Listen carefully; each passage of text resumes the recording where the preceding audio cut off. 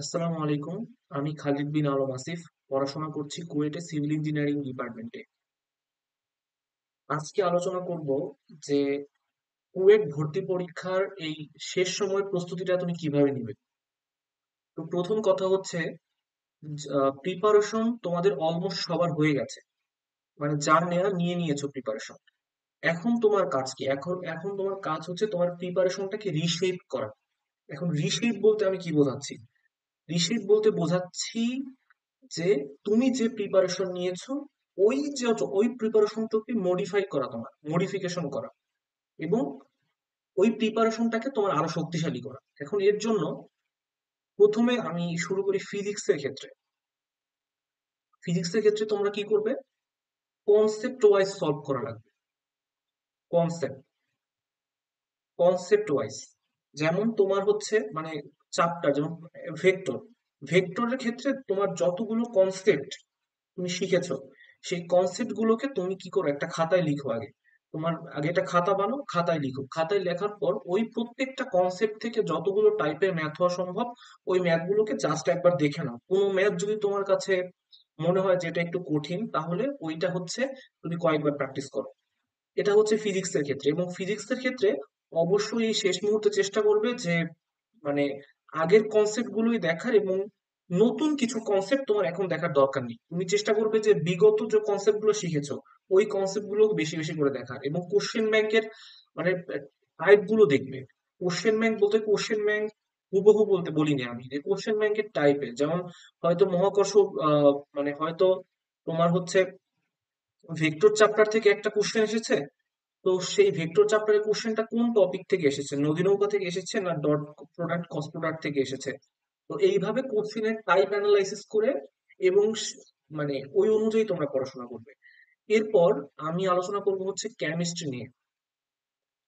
কেমিস্ট্রির ক্ষেত্রে আমাদের সময় আমি যা বলতে পারি, যে আমি হচ্ছে 21 ব্যাচ, তো আমাদের সময় কোশ্চেন ব্যাংক থেকে অনেক কোশ্চেন রিপিট এসেছিল কেমিস্ট্রির ক্ষেত্রে। তো তোমরা এই জিনিসটা ফলো করতে পারো যে কোশ্চেন ব্যাংকের প্যাটার্নে যতগুলো ও মানে রিলেটেড টপিক আছে ওই রিলেটেড টপিক গুলো দেখে যেতে পারো।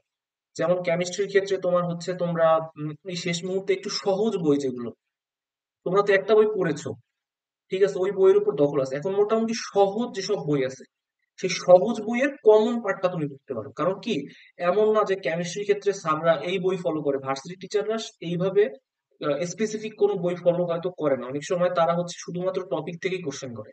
তো অথবা কখনো কখনো করে, এটা তাদের নিজের ইচ্ছার উপর ডিপেন্ড করে। তো কমন বলতে কি বোঝাচ্ছে, হয়তো তুমি হাজারি নাক স্যারের বই পড়েছো, কিন্তু তুমি একবার লিঙ্কন স্যারের বইটা দেখো, এই বইটা মোটামুটি সহজ এবং গোছানো দেয়া আছে। অথবা তুমি কবির স্যারের বইটা দেখো,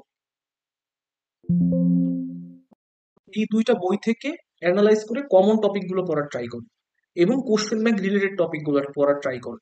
এখন আমি কথা বলবো যে সবচেয়ে ইম্পর্টেন্ট পার্ট, যেটা হচ্ছে ম্যাথ নিয়ে। ম্যাথের ক্ষেত্রে তোমরা ট্রাই করবে যে ক্যালকুলেটরের যতগুলো ট্রিক্স আছে, ক্যালকুলেটর ট্রিক্স গুলোকে ভালো করে শিখে নেওয়া। কারণ দেখা যাচ্ছে যে তুমি হচ্ছে পরীক্ষার সময় যে ব্রড যে যদি কোনো ম্যাথ আসে, তো শুধু অপশন চেক করেই যদি আমার করা যায় তাহলে তো শুধুমাত্র ম্যাথ করে আমার দরকার নেই। তো ক্যালকুলেটর ট্রিক্স এর মধ্যে ডিফারেন্সিয়েশন ইন্টিগ্রেশন অনেক ক্যালকুলেটর ট্রিক্স আছে, টেবিল ইউজ করে অনেক ম্যাথ সলভ করা যায়। তো এই সব ভালো করে দেখে নিবে। এরপর হচ্ছে তোমরা কি করবে, অবশ্যই জেনারেল টপিক গুলো দেখে যাবে। জেনারেল টপিক যেমন হচ্ছে তোমার হচ্ছে যেমন মনে করো সার্কেল চ্যাপ্টার, যেটা বৃত্ত, সেই বৃত্তেরই কতগুলো ম্যাথ আছে, যেসব টাকার স্পর্শকের ম্যাথ আছে, তারপর হচ্ছে কেন্দ্রের ম্যাথ আছে। ঠিক আছে, তো এরকম হচ্ছে কিছু কমন টাইপের ম্যাথ আছে। ওই কমন টাইপের ম্যাথ গুলোর উপর যেন তোমার মোটামুটি একটা ভালো আইডিয়া থাকে। ঠিক আছে, এবং লাস্ট মুহূর্তে প্রত্যেক দিন ট্রাই করবা যে কিছু কিছু মানে এক্সাম দেওয়ার।